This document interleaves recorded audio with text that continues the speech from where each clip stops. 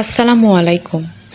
কখনো কখনো শয়তানের ধোঁকায় পড়ে বা নিজের আবেগকে কন্ট্রোল না করতে পেরে আমরা অনেকেই হারাম সম্পর্কে জড়িয়ে পড়ি এবং পরবর্তীতে অনেক চেষ্টা করার পরেও সেখান থেকে বের হতে পারি না।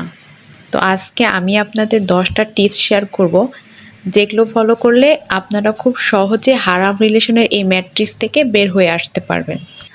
তো চলুন শুরু করা যাক আজকের টিপসগুলো। প্রথম নম্বর হচ্ছে আল্লাহর ওপর দৃঢ় বিশ্বাস করতে হবে এবং মনে রাখতে হবে যে হারাম রিলেশন কতটা জেনা ঘটিত কাজ এবং কতটা বেহাইয়াপনা।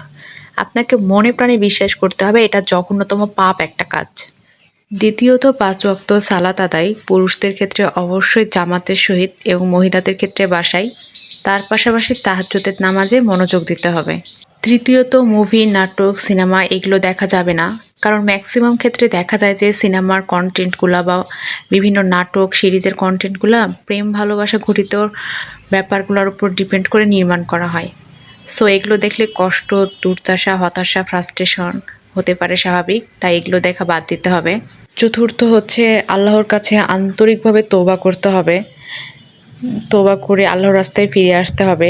তওবা যেন অনেক বেশি স্ট্রং হয় সেদিকে খেয়াল রাখতে হবে। পঞ্চমত হচ্ছে তওবা করার পরে বিদায় কোনো টেক্সট বা কোনো মেসেজ, বিদায় মিট এগুলো টোটালি অফ, এগুলো কিছু করা যাবে না। কারণ দেখা করতে গেলে পুনরায় কথা বলতে গেলে শয়তানের ধোঁকায় পড়ে অনেক কিছু হতে পারে, সেজন্য এগুলো টোটালি অফ। 6 নম্বর ক্ষেত্রে রিলেশন রিলেটেড যত বেশি মেমোরি, পিকচার, টেক্সট যা কিছু আছে সব কিছু ডিলিট করতে হবে। ইভেন যেই স্থানে গেলে আপনার ওই ব্যক্তির কথা মনে পড়ে ওই স্থান টোটালি অ্যাভয়েড করতে হবে। একই এলাকায় বসবাস করলে এলাকা চেঞ্জ করার চেষ্টা করতে হবে। 7 নম্বর পয়েন্টটা হচ্ছে নিজেকে অনেক বেশি টাইম দিতে হবে, কারণ এইসব যখন লাইফ থেকে ব্রেক হয়ে যাবে তখন আমরা বা আপনারা সকলে একটা ট্রমাটাইজ টাইম পার করব। এর জন্য নিজেকে প্রচুর সময় দিতে হবে। অন্তত নিজের ভালো নিজের খারাপটা বোঝার মতো সময় নিজেকে দেওয়া একান্ত প্রয়োজন। 8 নম্বর পয়েন্ট হচ্ছে ফ্যামিলিকে অনেক বেশি সময় দিতে হবে। নিজের স্টাডি, নিজের ক্যারিয়ার বা যে যা প্রফেশনে আছে সেটার উপর ফোকাস করতে হবে। অর্থাৎ নিজেকে টাইম দেওয়ার পরে আপনি আপনার ক্যারিয়ার বা প্রফেশনের দিকে টোটালি ফোকাস করবেন। 9 নম্বর পয়েন্টটা হচ্ছে ফরজ সালাত ও তাহাজ্জুদ সালাতের পাশাপাশি প্রচুর পরিমাণে নফল ইবাদত করা লাগবে।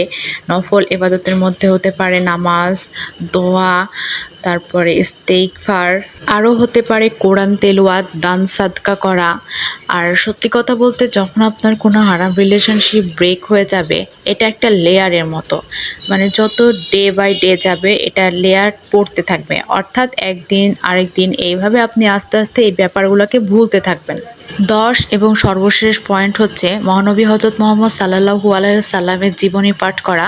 কারণ মহানবী হজরত মুহাম্মদ সাল্লাল্লাহু আলাইহি সাল্লামের জীবনী পাঠ করলে বোঝা যাবে যে তিনি আমাদের জন্য কোনটা হারাম করেছেন, কোনটা হালাল করেছেন, কোনটা আমাদের জন্য বৈধ।